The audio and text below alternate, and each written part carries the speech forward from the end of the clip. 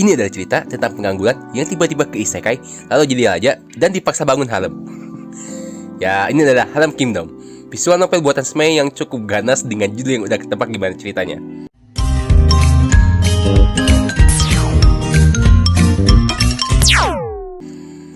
Ya, ini tentang harem, intinya MC baik terus cewek jatuh cinta sama dia. Dan lu bisa ngedit nama MC-nya sesuai dengan yang kalian mau.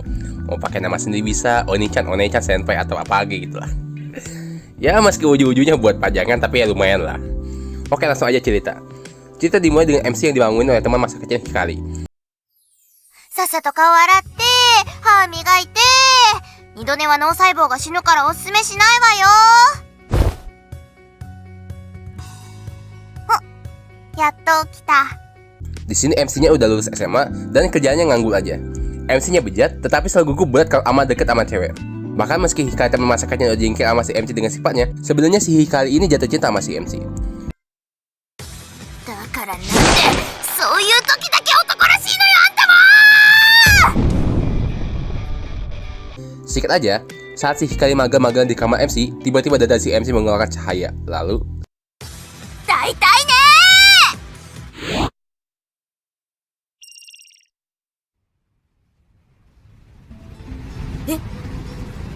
sumpah ini teriakan Hikari memorable banget dah.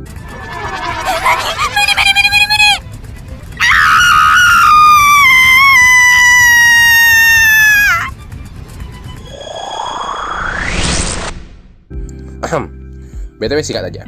Tiba-tiba si MC sama Hikari keteleport ke isekai. MC ngeliat sekeliling lalu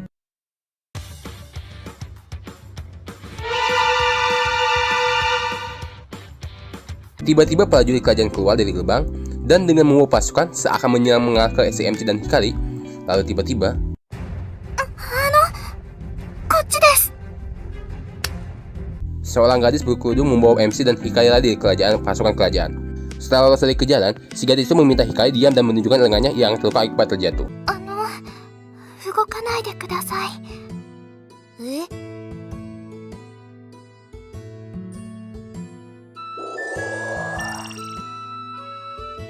治りました。 Hikari dan MC terkejut. Tetapi ketika ingin menanyakan video soal sihir yang gadis ia gunakan, gadis itu terlanjur lari begitu saja. Hikari dan MC yang tidak tahu harus kemana akhirnya cuma berjalan mengikuti jalan setapak dan tiba-tiba aja Itazo!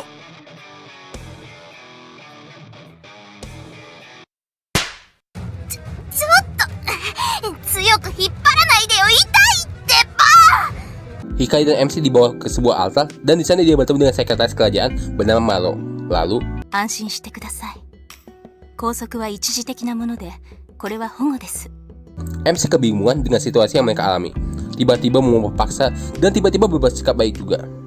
Maro dengan lemah lembut meminta MC memegang batu biasa lalu mendekati batu altar. MC menutup matanya lalu sekejap terjadi hal yang berubah. MC yang membuka mata lagi melihat orang-orang terkejut dengannya, begitu pula dengan Hikari. Maro tanpa ragu menjelaskan bahwa 戸惑うのも無理はございません。ですが、しっかりとお聞きください。先々代の王、ロズオーク様の忘れがたみにして、最後の礎の石の使者。あなた様は第23代、このエルミナ大陸全土を統治するパルエッタの新王なのです。 tiba-tiba gak ada angin, gak ada apa-apa. Dari pengangguran bejat yang kamu keluar kamar, kini si MC jadi raja di kerajaan Paleta. Maro menjelaskan bahwa tugas MC yang paling penting sebagai raja di Paleta adalah meneruskan garis keturunan. Dahulu, raja sebelumnya hanya memiliki satu istri dan satu anak, yakni si MC yang tiba-tiba hilang begitu aja. Oleh sebab itu, posisi raja di kerajaan Paleta menjadi kosong dan terjadi kekacauan di mana-mana. Beruntung si MC berhasil ditemukan kembali dan demi mencegah terjadinya hal serupa, si MC disuruh menikah dengan dua putri dari kerajaan lain, Sophia dan Sharon. Tentu saja mendengar itu si MC langsung nyemprotin minumannya, karena ia sama sekali tidak pandai dalam mendekati seorang gadis, bahkan menghamilinya juga. Di sisi lain, Hikari yang secara kebutuhan terseret oleh sihir teleportasi pun dijadikan sebagai pelayan khusus raja alias MC itu sendiri. Sikat aja, sebagai raja, MC dipaksa untuk bertemu dengan calon istri pertamanya yakni Calon. Kebetulan Calon sedang meniup seluling di taman. Suara merdunya menarik perhatian burung, melihatnya membuat MC sadar betapa gabul haknya dia buat jadi suami dari cewek itu. Ingin mundur, tetapi karena dia adalah raja maka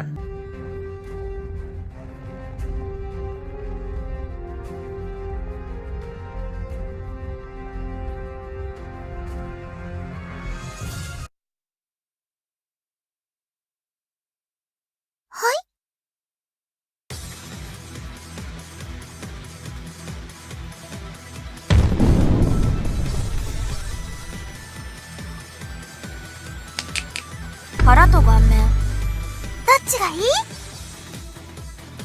交換にしましょう。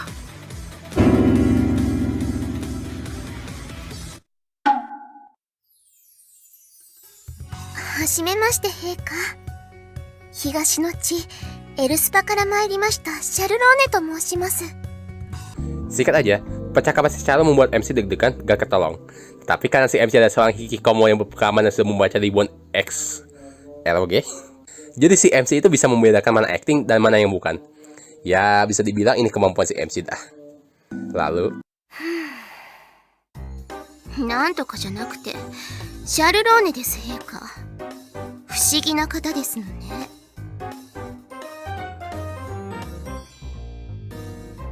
正直に申し上げますと王族の雰囲気すら感じません。まさか偽物を使って本当の陛下は私を試しているのでは？ di mata Calon, cowok yang terpancing olehnya dan memenuhi semua keinginan Calon itu terlebih dan tak bukan itu seperti boneka miliknya. Tetapi untuk pertama kalinya, si MC berhasil menyadari acting Calon di pertemuan pertama mereka. Calon menganggap MC itu orang aneh karena MC sangat berbeda dari laki-laki yang pernah ia temui. Menuju calon istri keduanya yakni Sophia. Di sini Sophia begitu terkejut karena calon suaminya tak seperti yang ia pikirkan sebelumnya. Sophia awalnya berpikir kalau raja yang akan ia nikah adalah seorang laki-laki yang tak tahu diri dan hanya punya kepuasan hawa nafsu karena Sophia akan dijadikan istri kedua. Tetapi sifat MC yang lemah lembut membuat Sophia bisa mendapat lebih lega. Beberapa hari kemudian, di saat MC pergi ke pasar, ia mendengar suara Sophia seperti memohon pengampunan.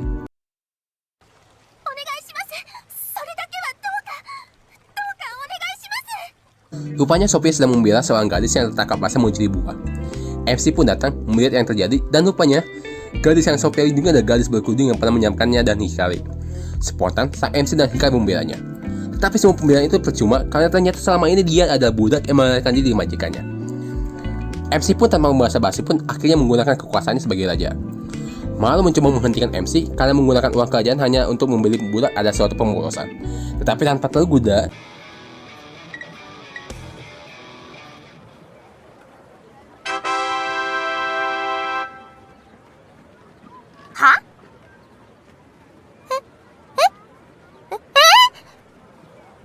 mungkin kelihatannya aneh, tapi ya di dirinya nyata aja air bekas mani artis aja bisa dihargai mahal.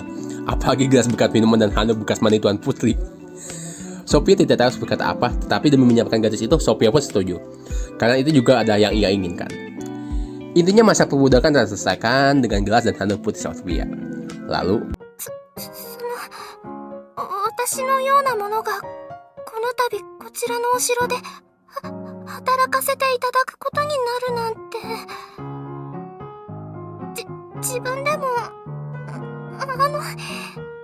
gadis budak itu namanya Kiki ya. Pada akhirnya Kiki pun menjadi pelayan pribadi raja dan dibebaskan dari kehidupan perbudakan. Di titik ini poin daya tarik MC meningkat di mata Sophia dan Kiki.